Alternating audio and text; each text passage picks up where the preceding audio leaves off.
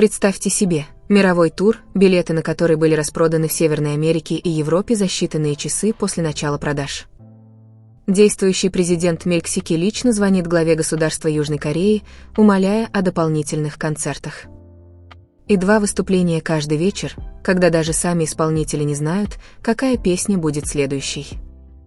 Мировой тур BTS Arirang 2026 – это самый масштабный стадионный тур K-pop в истории.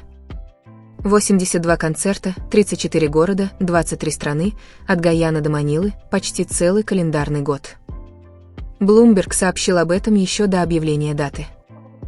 Аналитики отрасли подсчитали, что возвращение группы принесет не менее 2,9 триллиона корейских вон, примерно 1,93 миллиарда долларов, что ставит его в один ряд с доходами от тура Taylor Swifters. Но цифры – это легко.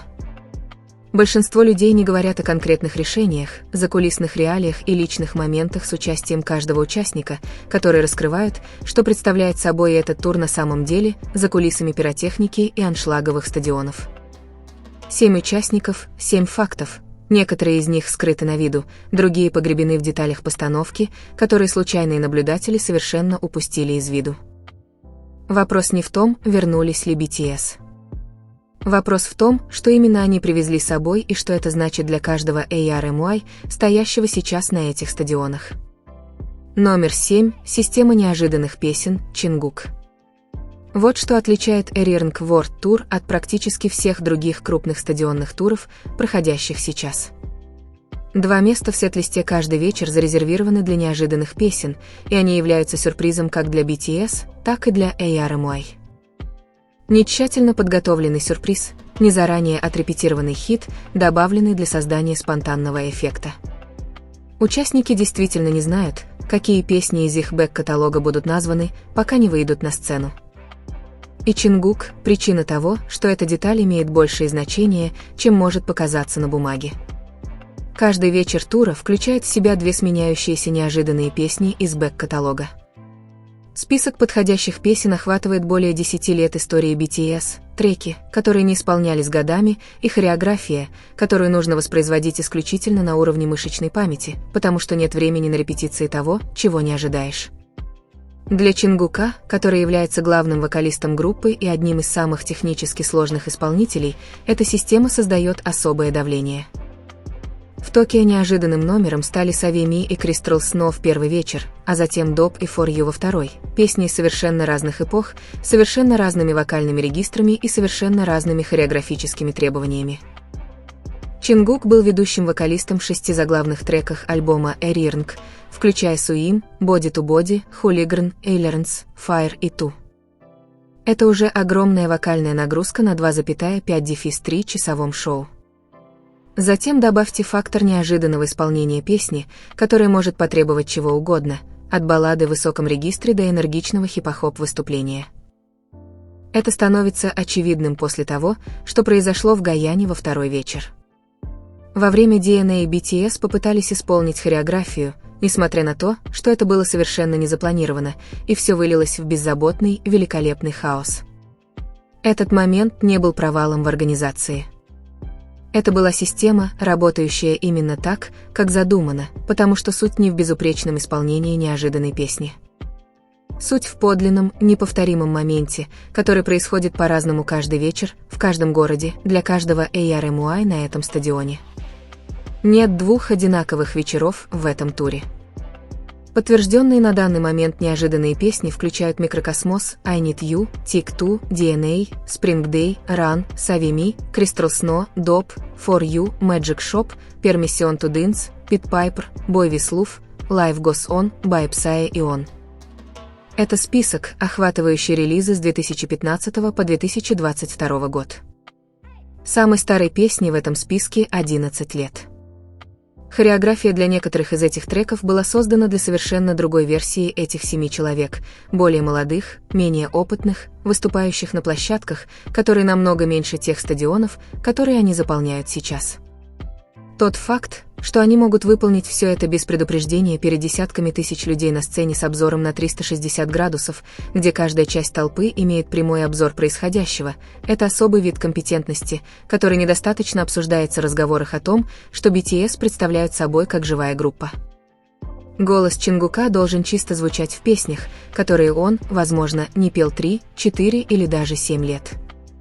В первый вечер в Тампе прозвучали Permission to Dance, впервые исполненная с 2022 года, и Magic Shop, которая не исполнялась с 2019 года. Несколько лет перерыва в записи песни, а затем возвращение на сцену с ней перед полным стадионом – это невозможно подделать, и толпа это понимает. Номер 6. Сцена с обзором на 360 градусов, которую никто раньше не делал, и Хоппи.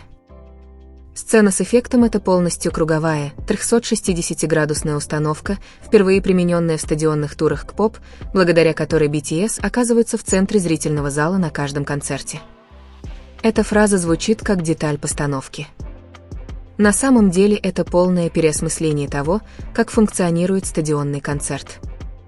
И именно роль Джей Хоупа делает это решение самым важным в этом туре. Чтобы понять почему, нужно понимать, как выглядит традиционная стадионная сцена. Практически во всех крупных мировых турах, идущих сейчас, сцена находится в одном конце площадки. Перед ней расположены партер и нижний ярус. Верхние секции по бокам получают вид под углом. Секции за сценой практически ничего не получают, это дешевое место не просто так, потому что выступление в основном ориентировано в сторону от них. BTS полностью это убрали. Lightstick и RMI Bomb синхронизируются в режиме реального времени с 360-градусной постановкой, что означает, что световое оформление учитывает каждую секцию стадиона одновременно, рассматривая всю площадку как единое сценическое пространство, а не как комнату с передней и задней стенами. Именно здесь Джей Хоуп становится центральной фигурой в этом разговоре. Его хореографическое руководство и сценическое присутствие подняли живое выступление BTS на новый уровень, привнеся в концерты высокую энергию и художественный блеск. Хореография, разработанная для традиционной сцены, имеет переднюю часть. Она имеет направление. Исполнители смотрят вперед, ключевые моменты направлены на основную линию камеры, а люди за сценой видят спины и профили. Хореография, разработанная для 360-градусной сцены, не имеет передней части. Каждое построение, каждый переход и каждая последовательность движений должны работать одновременно со всех ракурсов. Это значит, что Джей Хоуп, как участник, которому приписывают наибольшую роль в формировании физического языка выступлений этого тура, работал в условиях совершенно иных геометрических ограничений, чем любой предыдущий хореограф BTS. Сцена с обзором на 360 градусов уступила место множеству больших подиумов, простирающихся от сцены и окруженных пиротехникой, стенами пламени и тысячами светодиодных ламп. Эти подиумы не декоративны, это функциональные решения пространственной проблемы. Как физически приблизить выступление к тем частям толпы, которые не примыкают к главной платформе, если главная платформа представляет собой остров в центре стадиона? Подиумы простираются от этого центрального острова, предоставляя участникам пути для передвижения сквозь толпу, а не просто для выступления в ее направлении.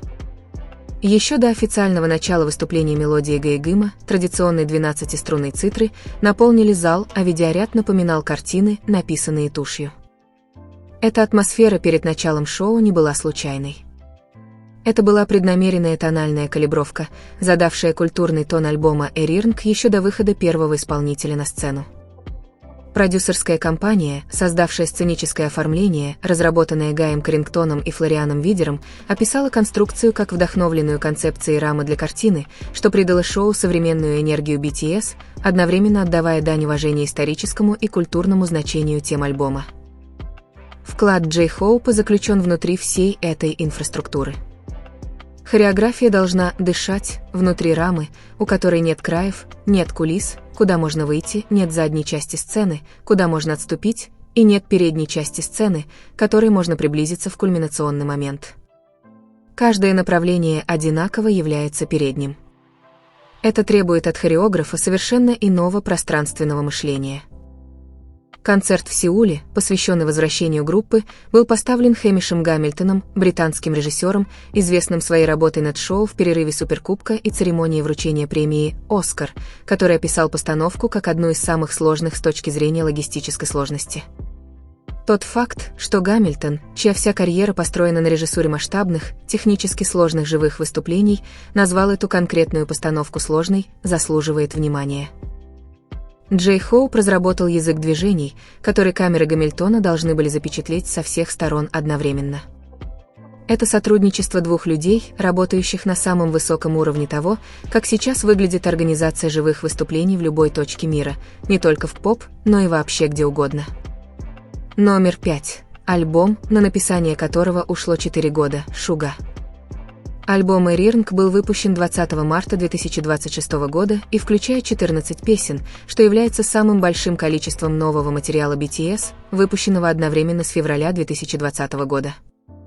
Этот промежуток не случайен и не объясняется исключительно военной службой. Это прямой результат творческого процесса, который начался еще до того, как участники отправились в армию, продолжился сольной работой, выполненной индивидуально во время разлуки, и был собран в групповой альбом только после того, как все 7 вернулись в одну комнату. «Шуга» — причина, по которой эта конкретная деталь заслуживает обсуждения в контексте тура, а не только альбома. Музыка Шуги не только на новом альбоме BTS демонстрирует не только талант, но и феноменальный лирик, внесший огромный вклад в то, что многие называют «Эрирнг» более рэп-ориентированным альбомом, возвращающимся к истокам. BTS показали более зрелую хип-хоп-версию себя по сравнению с периодом своего дебюта. Слово «корни» здесь играет важную роль. BTS дебютировали в 2013 году как хип-хоп-группа под лейблом Big Hit Entertainment.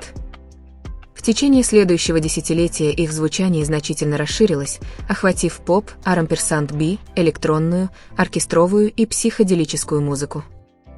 Альбом «Эрирнг» не отказывается от этой эволюции. Он возвращает лирическую насыщенность и жанровую основу, которые определяли их ранние работы, теперь через призму 7 человек, которые провели годы порознь, перерабатывая опыт, для которого ни один предыдущий альбом BTS не имел достаточного материала. Призыв Шуги в армию был одним из самых пристально отслеживаемых событий среди 7 участников группы, отчасти потому, что он поступил на службу, восстанавливаясь после операции на плече, которую перенес в 2023 году. Он был демобилизован в июне 2024 года. Период между демобилизацией и выходом альбома в марте 2026 года дал ему примерно 20 месяцев на работу над записью.